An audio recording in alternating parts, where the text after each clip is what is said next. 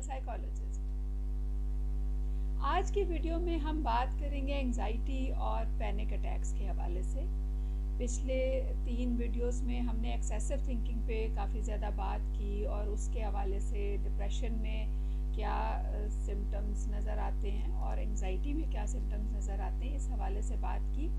बहुत से लोगों ने कहा कि पैनिक अटैक्स को ख़ास तौर पे फोकस किया जाए, तो आज की वीडियो में हम पैनिक अटैक्स को ख़ास तौर पे फोकस कर रहे हैं। एंजाइटी में पैनिक अटैक्स तब होते हैं जब एंजाइटी बहुत ज़्यादा शिद्दत इख्तियार कर जाए।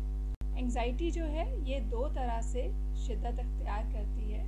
एक होता है कि एंजाइटी आप फेस कर रहे हो, आहिस्ता आहिस्ता बढ़ती जा रही है और बढ़ के वो स्टेज आती है कि आप पैनिक होना शुरू हो जाते हो।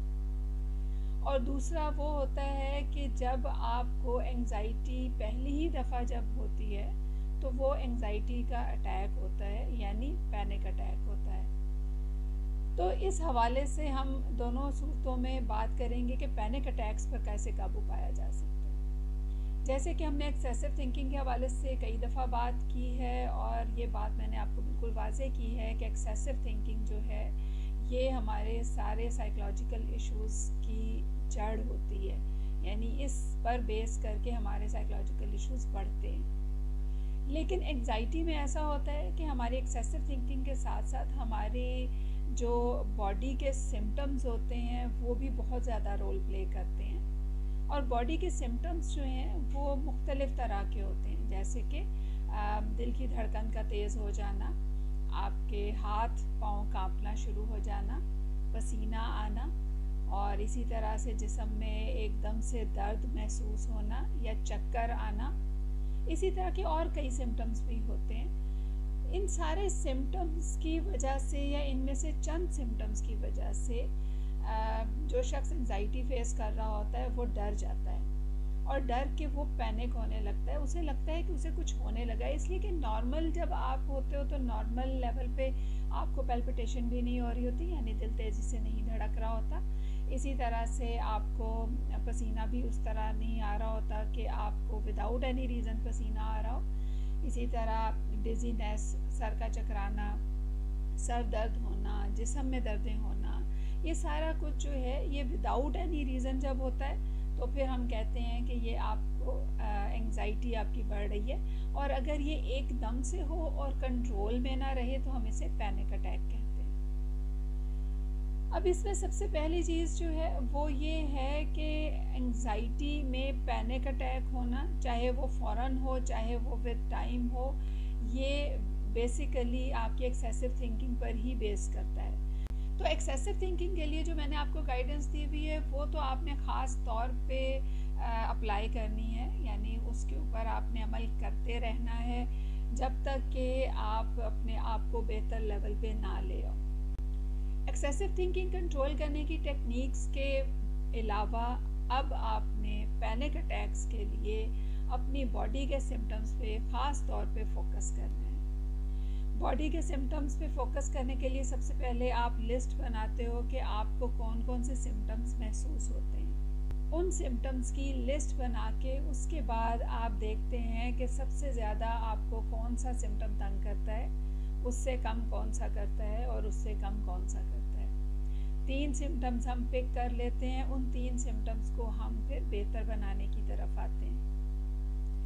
अब वो 3 सिम्टम्स जो हैं उनके लिए आपने ये देखना है कि वो किस वक्त पे किस वजह से शुरू होते हैं। इसे हम कहते हैं कि हमने उनकी वजह को ढूंढना है, फिर उनमें जो कुछ भी होता है यानी वो सिम्टम किस तरह से आप पे अफेक्ट करते हैं उसको देखना है और फिर उसका रिज़ल्ट क्या निकलता है इसके ऊपर तवज्जो करनी है। उन सिम्टम्स को आपने लिख लिया, अब आपने लिखना है कि वो किस वजह से होते हैं। यानी कई लोगों को ऐसा होगा महसूस के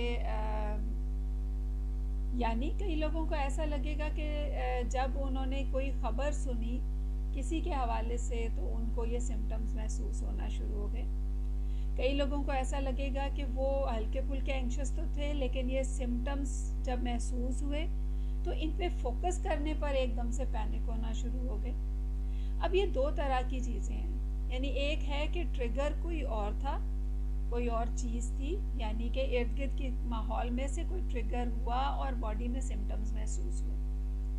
और दूसरा ये है कि बॉडी में सिम्टम्स पे फोकस किया तो सिम्टम्स बढ़े और पैनिक हो गए। अब इन दोनों पे हमने काम करना है। पहला जो है उसमें इर्द गिर्द के माहौल में से आपको कोई ऐसी चीज़ ट्रिगर करती है कि आपके सिम्टम्स नुमायाँ होना शुरू हो जाते हैं।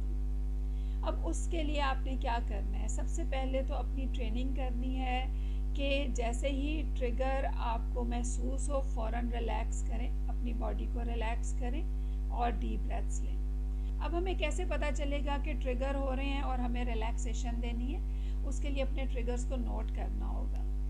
किस तरह की बातें, किस तरह के अल्फाज हैं जो कि मुझे ट्रिगर कर देते हैं, उनकी लिस्ट बना के उनमें से जो सबसे ज़्यादा तंग करने वाले अल्फाज होंगे उनको आपने पिक करना है और उन पे अपने आप को ट्रेन करना है रिलैक्सेशन के लिए। सपोज़ कि आपको ये लफ्ज़ ट्रिगर करता है कि ओहो कुछ हो गया, तो आपने इस लफ्ज़ को पिक कर लिया और ओहो जो वर्ड है इसके साथ रिलैक्सेशन को रिलेट करना शुरू कर दिया। यानी दिन में 2-3 दफ़ा, 4 दफ़ा, 5 दफ़ा आपने 4-6 मिनट के लिए ये लफ्ज़ बोला ऊंचा और अपने आप को रिलैक्स किया।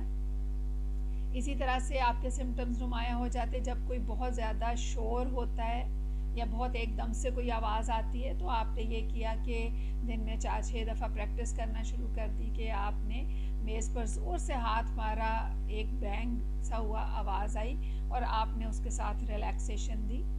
यानी अपने आप को उन ट्रिगर्स के साथ रिलैक्स करना। ये रिलैक्सेशन आपने अपनी की और उसके बाद फिर आपने अपने ट्रिगर्स को अटेंड किया इस लिहाज से कि आप उनके ऊपर रिलैक्स कर रहे हो। जैसे आम रूटीन में आपको कोई भी ट्रिगर महसूस हुआ और आपने फ़ौरन अपनी बॉडी को लूज़ छोड़ा, डीप ब्रेथ लिया और जब आपने ये प्रैक्टिस की तो उस वक्त पे आपने फोकस शिफ्टिंग की, यानी कि आपने किसी भी चीज़ की तरफ देखा, उसके बारे में बोला और उसको अपने कानों से सुना, यानी जो अल्फाज आप बोल रहे हो उनको अपने कानों से सुना। इस तरीके से आप अपने जो ट्रिगर है उस पे अपने आप को रिलैक्स करना शुरू हो जाओगे।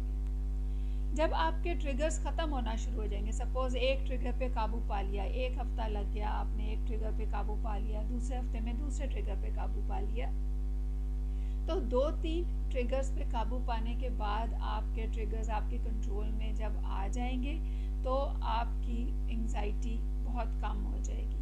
अब हम इस हवाले से बात करेंगे कि आपकी बॉडी में सिम्टम आपने नोट किया और आप ट्रिगर हुए और आपने पैनिक फील किया।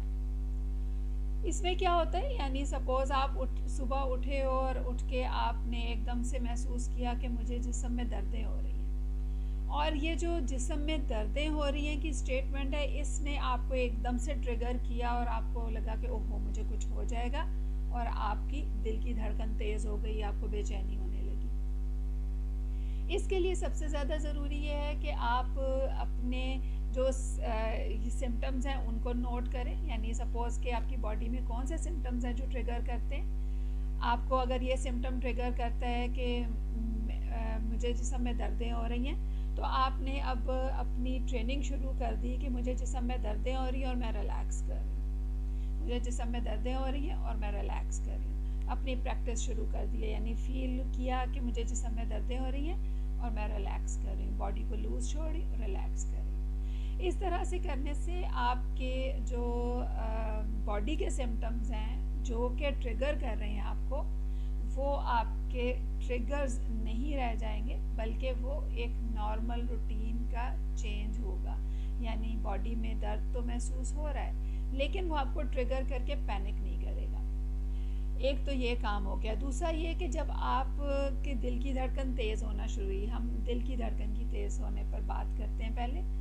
जब वो तेज़ होना शुरू हुई तो आपने उस वक्त पे अपनी बॉडी को रिलैक्स करना है। मोस्टली दिल की धड़कन जब तेज़ होती है तो हम अपने कंधे और अपने चेस्ट के मसल्स को स्टिफ कर लेते हैं, तो उस वक्त पे फ़ौरन रिलैक्स करना है और डीप ब्रेथ्स नॉर्मल से लेने हैं।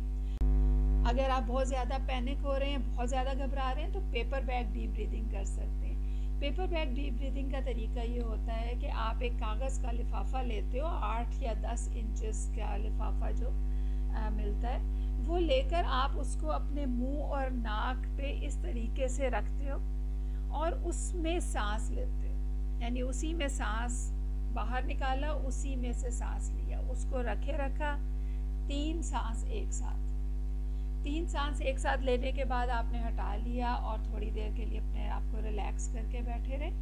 फिर थोड़ी देर बाद देखा कि अगर पैनिक अटैक्स जो हैं वो बेहतर हो रहे हैं तो ठीक है, नहीं तो आपने एक दफ़ा फिर पेपर बैग में डीप ब्रीथ कर लिया।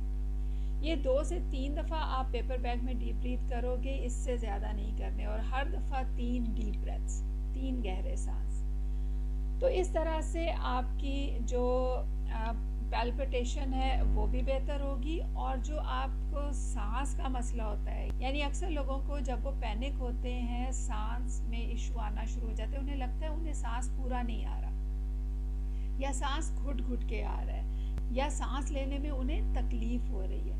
तो इस हवाले से भी ये पेपर बैग डीप ब्रीदिंग बहुत इफेक्टिव होती है कि आप सांस इसमें जब लेते हो तो आपका सांस आपको खुल के आता है। इसके अलावा अगर जिस्म में दर्दें हो रही हैं तो फोकस शिफ्ट करेंगे। अगर पसीना आ रहा हो, बहुत ज़्यादा स्वेटिंग हो रही है, तो उसमें आपने पानी ज़्यादा पीना है, थोड़ा थोड़ा करके, एक एक घूंट करके पीना है, लेकिन ज़्यादा पीना है।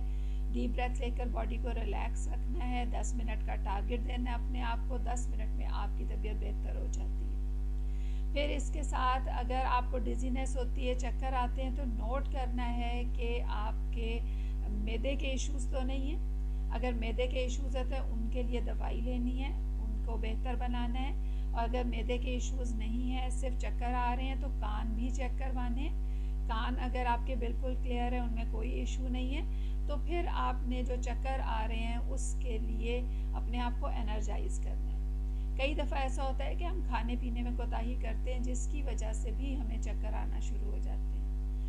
और जब आपने चक्कर आने पर खाने पीने पर फोकस किया तो उससे बेहतर हो जाएंगे। लेकिन अगर फिर भी बेहतर ना हो तो फिर आपने, जैसे ही आपको चक्कर आने लगे, आपने 2-3 गहरे सांस लिए और अपनी तवज्जो अपने चक्कर आने से हटा के आपने किसी भी सामने पड़ी हुई चीज़ पर की, अपने फोकस को शिफ्ट किया। हर दफ़ा किया, बार बार किया, तो आप देखोगे कि जो चक्कर आपको महसूस होते हैं उनसे आपकी तवज्जो हटना शुरू हो जाएगी।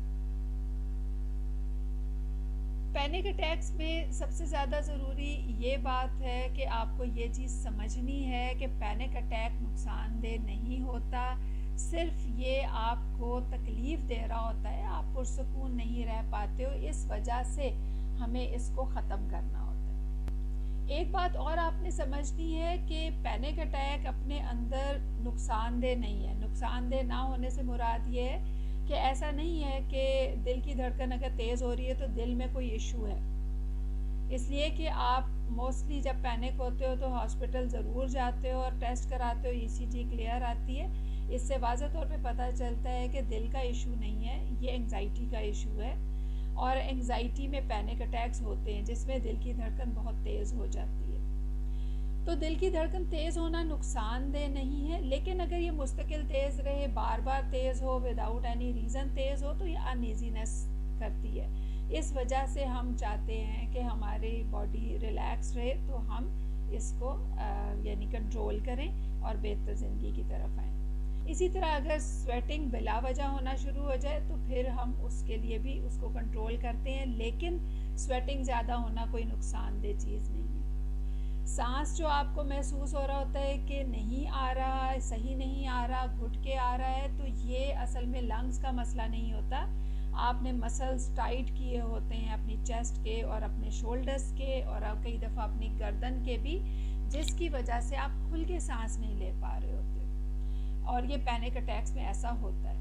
तो इस वजह से आपने ये बात अपने आप को क्लियरली बतानी है, समझानी है, एक दफ़ा दिन में रोज़, जब तक कि आपके पैनिक अटैक्स ख़त्म नहीं होते, कि पैनिक अटैक नुकसानदेह नहीं है, सिर्फ ये बिला वजह होता है, इस वजह से हम इसको कंट्रोल करने की कोशिश करते हैं।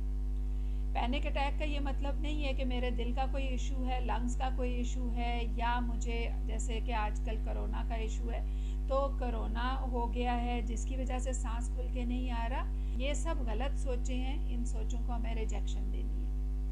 इनको रिजेक्शन देने के लिए आप थॉट स्टॉपिंग करोगे, जैसे कि मैंने आपको बताया हुआ है, और उसके साथ साथ जब आप अपने ट्रिगर्स को कंट्रोल करोगे तो आप बेहतर महसूस करोगे।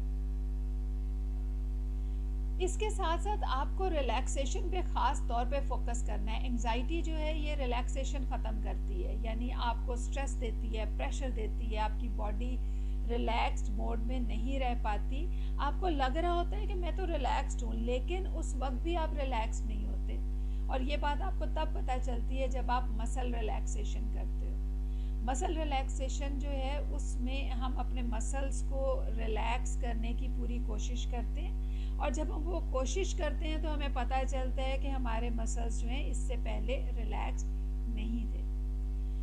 मसल रिलैक्सेशन के हवाले से भी मैं आप लोगों को गाइड करूंगी, लेकिन आज मैं आपको जो पैनिक अटैक्स हैं उनके हवाले से सिर्फ गाइड करूंगी। मसल रिलैक्सेशन में आप मेरे पेज पे वीडियोस हैं मसल रिलैक्सेशन के नाम से, उनको भी देख सकते हो। और इसके अलावा हमारी जो शुरू की पहली और दूसरी हैं उसमें भी मैंने किसी हद तक रिलैक्सेशन के हवाले से गाइडेंस दी है, उसमें भी इनके हवाले से बात हुई भी है। जब आप रिलैक्सेशन पे फोकस करते हैं और पैनिक अटैक्स के ट्रिगर्स को कंट्रोल करते हैं तो आपके ये पैनिक अटैक्स जो हैं विद इन फ्यू डेज़ ख़त्म हो जाते हैं और आपको एक नॉर्मल लाइफ की तरफ ले आते हैं। लेकिन सिर्फ इधर ही काम ख़त्म नहीं होता, हमें नॉर्मल लाइफ की तरफ आना है और पूरी तरह से आना है। एंजाइटी को भी टोटली ख़त्म करना है। तो एंजाइटी को टोटली ख़त्म करने के लिए हमने अपने आप को स्ट्रेंथ देनी है, अपने आप को ताकत देनी है कि हम उसका मुकाबला कर सकें। जब हम एंजाइटी के आगे डर जाते हैं और घुटने टेक देते हैं तो फिर हमारी एंजाइटी हमारे ऊपर हावी हो जाती है। तो इसमें हमें फ़ाइट करने के कंसेप्ट के ऊपर काम करना है कि एंजाइटी अगर हो रही है तो मैंने इसका मुकाबला करना है। पैनिक अटैक्स अगर हो रहे हैं तो मैंने उनका मुकाबला करना है। ये पैनिक अटैक्स मुझे गिरा दें या मैं इन पैनिक अटैक्स को गिरा दूं। मुझे इन पैनिक अटैक्स को गिराना है, ना कि अपने आप को गिरने देना। तो ये चीज़ जो है ना, इसको ख़ास तौर पे जहन में रखना है कि मुझे मुकाबला करना है। और कुछ ही हफ्तों का मुकाबला जो है वो आपकी एंजाइटी को बहुत बेहतर लेवल पे ले आता है। और बेहतर लेवल पे मैं इसलिए कह रही हूँ कि एंजाइटी जो है इसको हमने ज़ीरो नहीं करना होता। एंजाइटी तकरीबन 20-30% अगर आपके अंदर होती है तो दैट इज़ नॉर्मल एंजाइटी, यानी कि ऐसी एंजाइटी जो कि आपके सर्वाइवल के लिए ज़रूरी है। इसलिए कि अगर आपकी एंजाइटी ज़ीरो लेवल पे आ जाएगी तो आप माचिस की तीली को जलाओगे और आग को हाथ लगाओगे और आपको खौफ नहीं होगा कि आग से हाथ जलेगा, इसलिए कि आपके अंदर खौफ है ही नहीं। नॉर्मल एंजाइटी जो है 20-30% फॉल करती है हर शख्स के अंदर और उसके साथ एक हेल्दी लाइफ गुजारी जा सकती है। तो आज की वीडियो में मैंने आपको पैनिक अटैक्स के हवाले से बताया। आपने अब इन स्टेप्स के ऊपर अमल करना है, प्रैक्टिस करनी है, और नेक्स्ट वीडियो में हम इससे अगले स्टेप पे जाएंगे। तब तक के लिए इजाज़त दीजिए। अल्लाह हाफ़िज़।